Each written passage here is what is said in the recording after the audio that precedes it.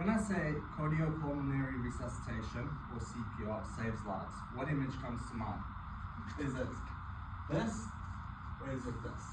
Most people would think, from all the TV shows that you watch, all the hospital shows, this is the only point in time that people use CPR. Let me start with a powerful fact. According to the American Heart Association, yearly in the United States, more than 350,000 cardiac arrests happen outside of hospitals. Nearly 90% of those cases end in death. But there's a hopeful part. According to the American Heart Association, when CPR is performed immediately, it can double or even triple the chance of survival. That's not just a fact. Not just a statistic, it's a fact. As a student in community health preparing for the nursing program at CGC, I've spent time studying emergency response protocols. What I've learned is this: CPR isn't just a medical technique, it's a bridge between science and community, between knowledge and courage, and a technique that will affect everybody.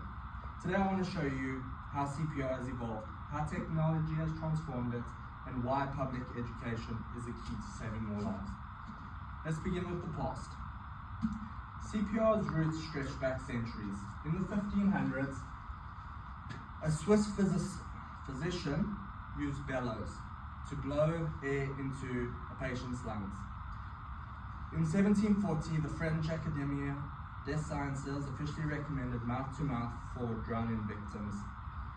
In 2008, CPR for bystanders became simpler.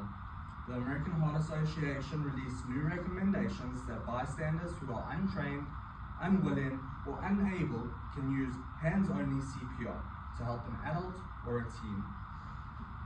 Delaying rescue breaths until help arrives. The change reflects findings from multiple studies by Dr. Gordon Ewe. High-quality chest compressions without rescue breaths can be life-saving in the minutes of sudden cardiac arrest. Fast forward to today, and CPR has been supercharged by technology. One of the biggest breakthroughs is the automatic external defibrillator, or AED. In 1957, Johns Hopkins research designed this defibrillation unit. It weighed over 200 pounds and had to be wheeled around on a cart. Fast forward to today, this is an AED device. 200 pounds, can fit anywhere around any business campus. On your table, I've provided a QR code which takes you to the map of campus. This map will show all the AED machines around campus. If Mr. Brian was to collapse on the floor right now, you now have the resources to locate an AED device and be that influencer to influence saving his life. Some AEDs now offer real-time feedback, guiding users on compression depth, rate, and if that patient needs to be shocked, what to do, who to respond to, who to speak to. Mobile apps, like your Apple smartwatch, like your Samsung, like your Fitbit, all these wearable technologies are emerging also through technology. If somebody has a sudden cardiac arrest, this technology will then guide a bystander on what to do.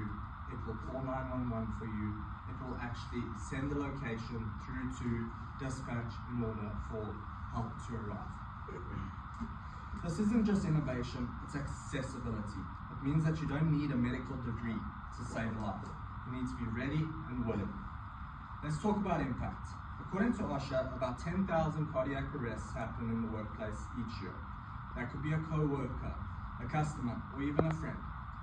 When bystanders are trained in CPR, survival rates skyrocket. But here's the challenge. Too few people feel confident enough to act. That's why public CPR education is so crucial.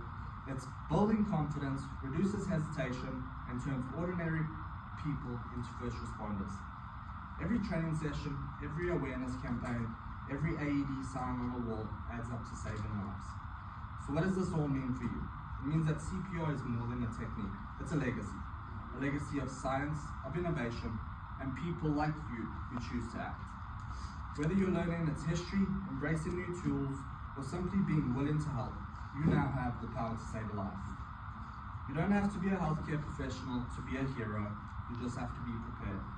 As you leave today, I challenge you, find the nearest AED on campus, know where it is, because one day, that knowledge could make all the difference. Thank you.